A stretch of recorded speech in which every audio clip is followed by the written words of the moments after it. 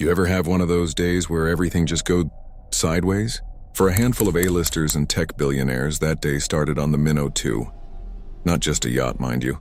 This was a floating palace, a $250 million testament to excess slicing through the sapphire waters of the Pacific. The guest list was exclusive, the champagne was vintage, and the biggest worry on anyone's mind was whether their Instagram post would get enough likes.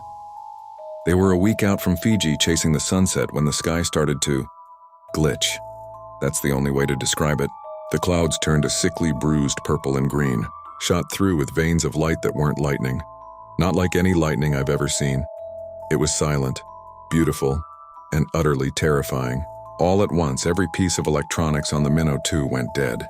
The engines sputtered and died. The multi-million-dollar navigation system? A blank screen. Phones? Useless bricks. They were adrift in a silent, electric green maelstrom. Panic, of course, set in. But then, as quickly as it started, the storm just vanished, not moved on. 1 second it was there, a swirling vortex of impossible colors, and the next, just a clear, star-dusted sky. And in the sudden, deafening silence, they heard it.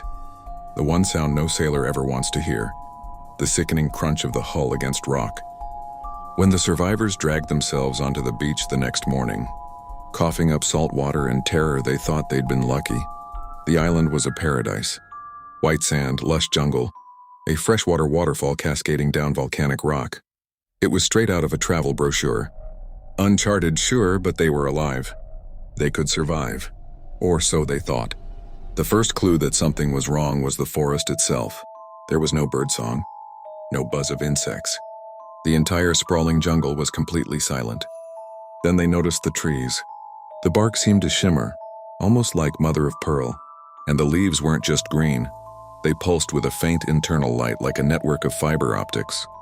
One of the survivors, a famous biologist, reached out to touch a large, fan-like leaf. The moment her fingers brushed its surface, the entire forest, every tree, every vine, every blade of grass lit up in a blinding flash of turquoise light. A low, resonant hum vibrated up through the sand, through the soles of their feet and into their bones. They weren't just stranded on an uncharted island. They were standing on a single living organism, and they had just woken it up.